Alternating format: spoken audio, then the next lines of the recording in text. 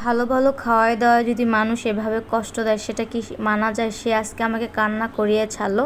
আসসালামু আলাইকুম, সবাই কেমন আছেন? আজকের ভিডিওটা একটু অন্যরকম হবে, আশা করি সবাই দেখবেন, ভালো লাগবে। আসসালামু আলাইকুম, সবাই কেমন আছেন? আশা করি সবাই ভালো আছেন। আলহামদুলিল্লাহ আমি অনেক অনেক ভালো আছি। সন্ধ্যার পরে বের হয়ে গেলাম, প্রচুর পরিমাণে ফুচকা খেতে মন চাইতেছিল। তো শাশুড়ি মাকে বললাম যে আমার ফুচকা খেতে মন চাইছে, সে হলো আমাকে নিয়ে গেল। আর ভয়েস দেওয়ার সময় ট্রেনের এত বড় একটা শব্দ হচ্ছিল কি আর বলবো।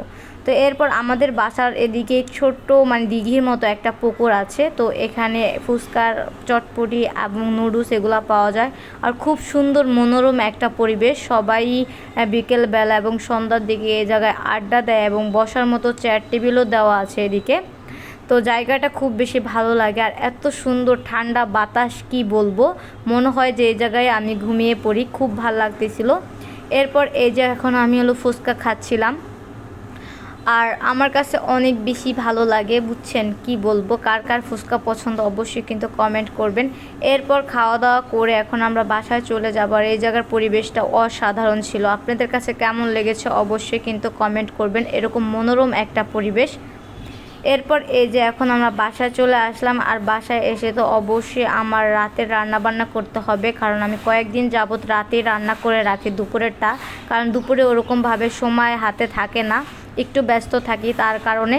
তো আজকে কিন্তু আমি অসাধারণ একটা রান্না করব। আর আমার মতো কে কে আছে এই যে বিছানার ভিতরে বসে বসে কাটাকাটি করেন? আমার রাতের বেলা যখনই কাটাকাটি করি তখনই বিছানার উপরে বসে সব ধরনের সবজি বসে বসে কাটাকাটি করি।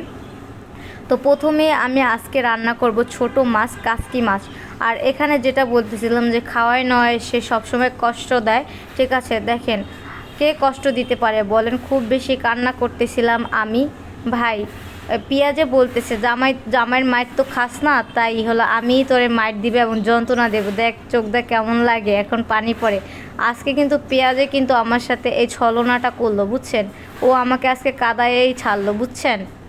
তো এটাই বলতেছিলাম যে খাওয়ায় নোয়ায় কষ্ট দিল, বুঝছেন, পেঁয়াজের চোখ দা পানি বের করে ফেলছে।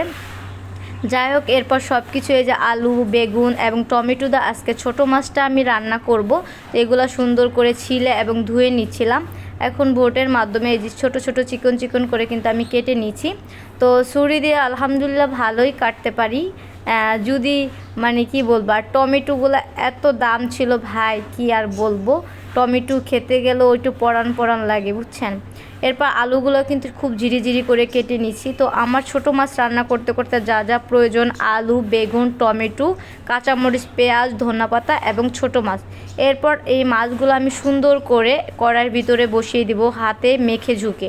প্রথমে আমি আলু বেগুন টমেটো দিয়ে দিলাম, এরপর কাঁচামরিচ পেঁয়াজ পরিমাণ মতো 2 টেবিল চামচ আদা রসুন বাটা, হলুদের গুঁড়া মরিচের গুঁড়া এবং ভাজা জিরার গুঁড়া, পরিমাণ মতো তেল দিয়ে দিব। এখন সুন্দর করে এইগুলাকে মেখে নিব আলতো আলতো করে, যেন মাখানা চোটে ভেঙে না যায়।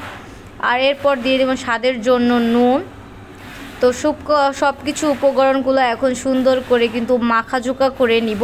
এভাবে ছোট মাছ রান্না করলে কিন্তু অনেক বেশি ভালো লাগে। কার কার পছন্দ অবশ্যই কমেন্ট করবেন। আমার কিন্তু অনেক বেশি ভালো লাগে, কিন্তু আমি যেহেতু ছোট মাছ কাটতে পারি না, তাই ভয়ে ভয়ে কখনো কিনে আনি না। তো শাশুড়ি আসার পর থেকে সে কিনে আনছে এবং সে বললো এভাবে রান্না করো, তো আমি এভাবে রান্না করতেছিলাম। যখনই মাখতেছিলাম তখনই আমার খুব বেশি খেতে মন চাইছিল। আর মাছগুলো একবারে বেশি ছোট ছোট ছিল, তাই উপর দিয়ে মাছগুলো কিন্তু এই যে দিয়ে আলতো আলতো করে মেখে দিচ্ছিলাম। এরপর এখানে আমি পরিমাণ মতো পানি দিয়ে একবারেই বসিয়ে দিব। এই যে পর্যাপ্ত পরিমাণে পানি দিয়েছি। এরপর এই যে চুলার ভিতরে বসিয়ে দিয়েছি। আমি তো বলতেছি ভাই এই রান্নাটা কখন হবে আর আমি কখন ভাত খাবো, ঠিক আছে। আমার শাশুড়ি তো ঘর রুমের ভিতর থেকে বাইরে চলে আসছে যে কি রান্না করতেছো, খুব সুন্দর ঘ্রাণ বের হইছে। আমি বলতেছি তাই নাকি। তো ফাইনালি দেখেন আমার ছোট মাছের কাসকি মাছের ইয়াটা কিন্তু রান্না করা হয়ে গেছে। তো আমি একটু ঝোল ঝোল রাখবো, কারণ একটু ঝোল ঝোল রাখলে আমার কাছে ভালো লাগে। তো এরপর আমি ভাজা জিরার পাখি আর হলো ধইনা পাতা দিয়ে দিব, সুন্দর একটা ঘ্রাণ আসবে, ফ্লেভার আসবে। তো আমার এই রান্নাটা আপনাদের কাছে কেমন লেগেছে আর সব কিছু মিলিয়ে আজকে ভিডিওটা আপনাদের কাছে কেমন লেগেছে অবশ্যই কমেন্ট করবেন। আল্লাহ হাফেজ, সবাই ভালো থাকেন। পরবর্তী ভিডিওতে আপনাদের সাথে দেখা হবে। টাটা বাই বাই, আসসালামু আলাইকুম।